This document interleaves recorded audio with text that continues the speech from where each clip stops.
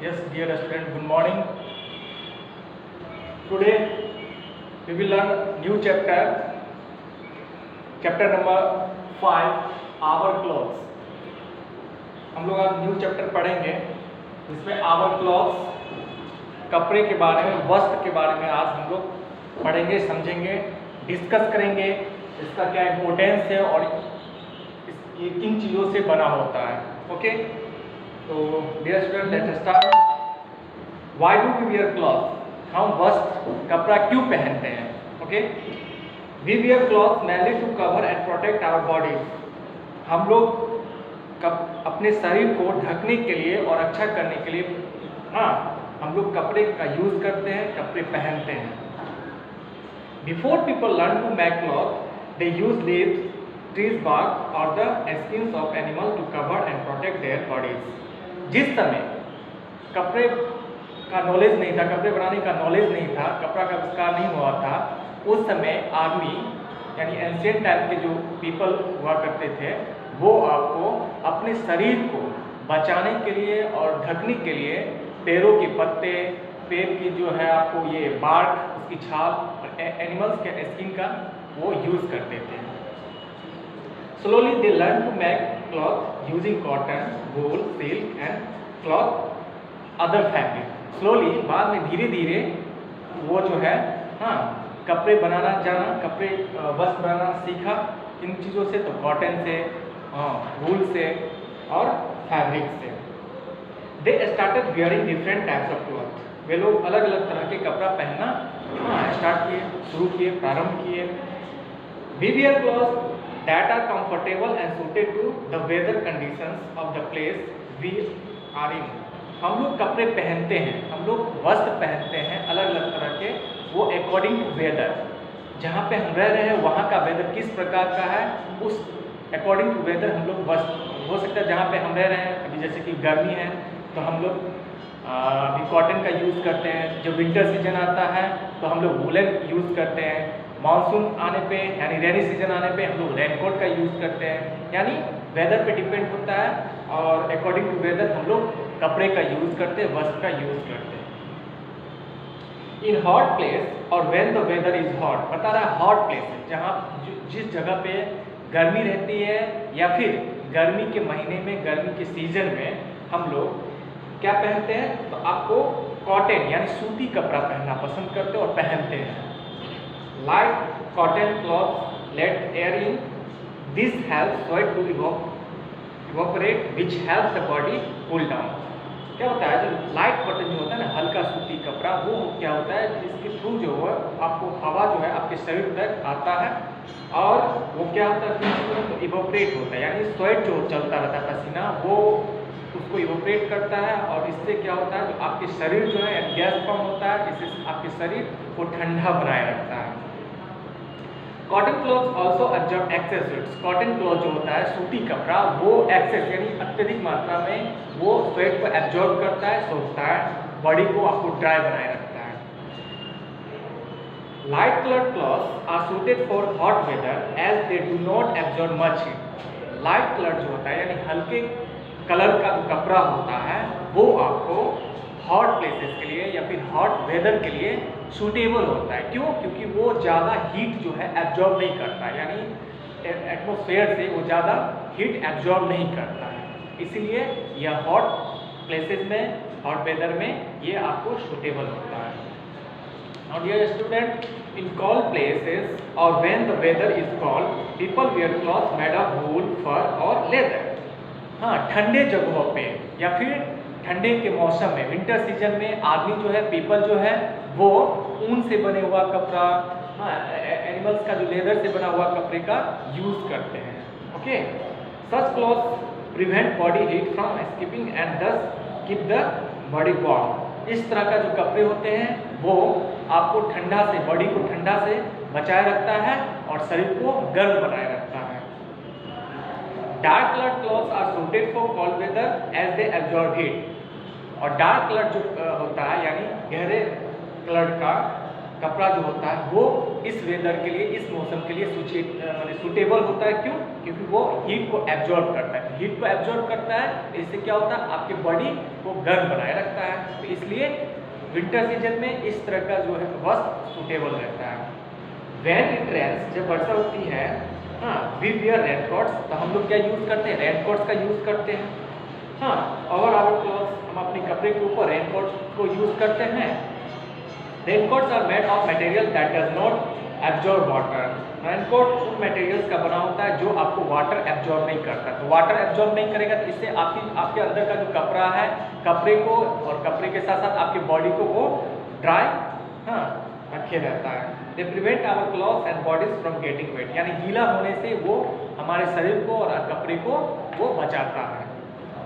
Apart from the weather, cloth also protect us from dust, small injuries and insects bites. बता रहा है इन सभी को छोड़ के, हाँ, वेदर को छोड़ करके कपड़े का जो है हमें किन किन चीज़ से बचाता है, तो डस्ट से, ये धूल का जो एटमॉस्फेयर में है उन चीज़ों से बचाता है।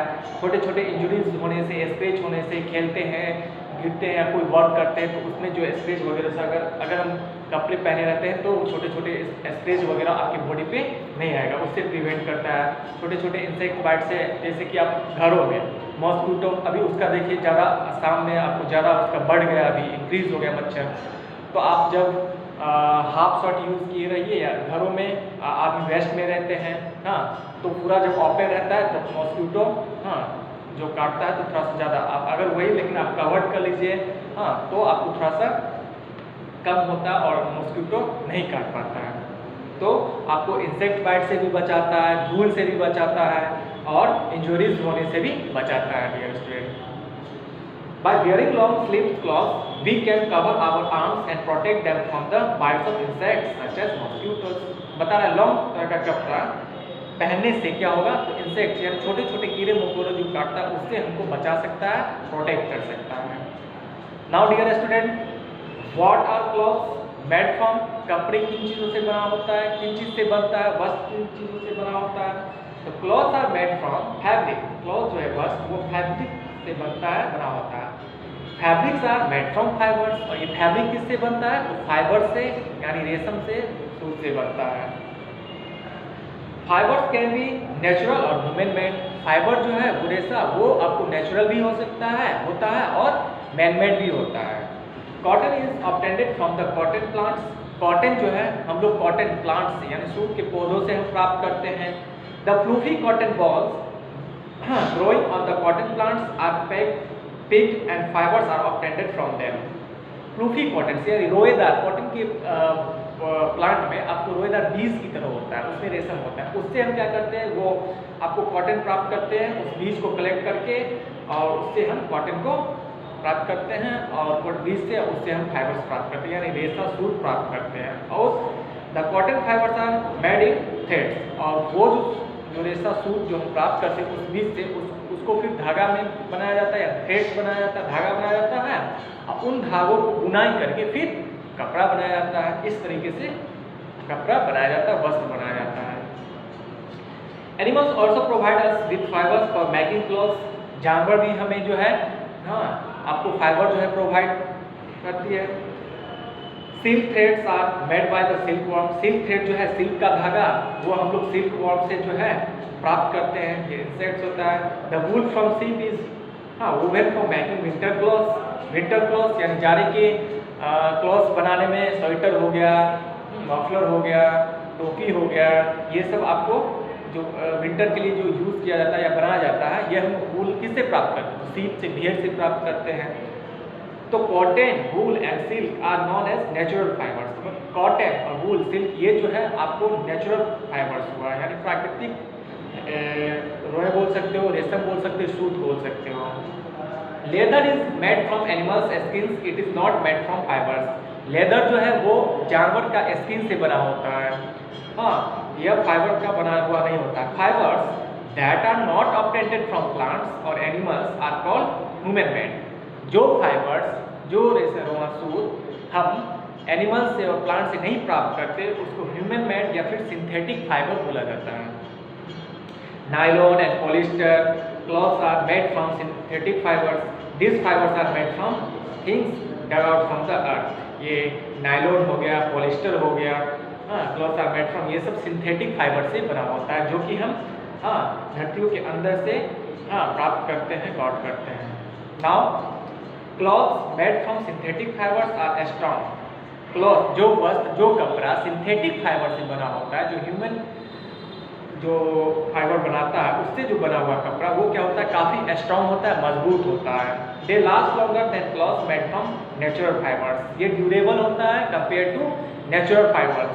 नेचुरल फाइबर्स से, नेचुरल फाइबर्स में आपको क्या क्या अभी बताया गया था, वूल हो गया, कॉटन हो गया, सिल्क हो गया, ये नेचुरल फाइबर से। तो ये जो सिंथेटिक फाइबर का बना हुआ कपड़ा, ये नेचुरल फाइबर से अत्यधिक ड्यूरेबल होता है और स्ट्रॉन्ग होता है।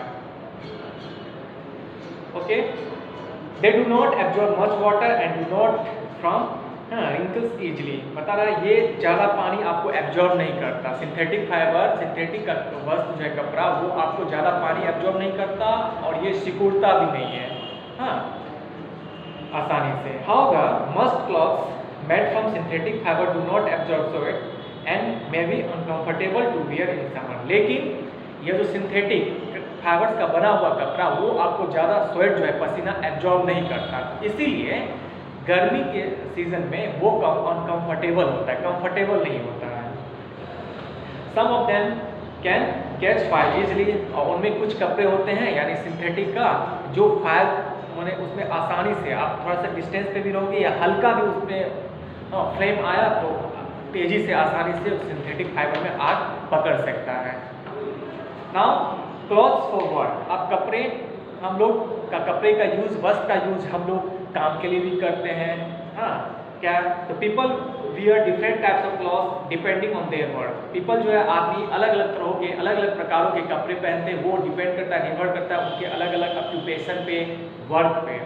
For example, doctors and nurses wear white coats. Their clothes should be very clean as they take care of sick persons. जैसे कि डॉक्टर हुआ, नर्सेज हुआ, वे लोग क्या व्हाइट कोट्स पहनते हैं, बस के ऊपर व्हाइट कोट्स पहनते हैं और उनका जो है कोट्स वो यूनिफॉर्म एकदम नीट एंड क्लीन रहता है, होना भी चाहिए, क्योंकि वो बीमार आदमी को ट्रीटमेंट करते हैं, ट्रीट करते हैं, सो दैट अगर गंदा रहेगा, उस कपड़े पे क्लीन नहीं रहेगा तो क्या होगा, इन्फेक्शन फैलेगा पेशेंट को। इसीलिए soldier wear special uniform made from tough fibre. Soldier, सैनिक का जो भी स्पेशल एक खास तरह का यूनिफॉर्म होता है जो टफ फाइबर का बना होता है।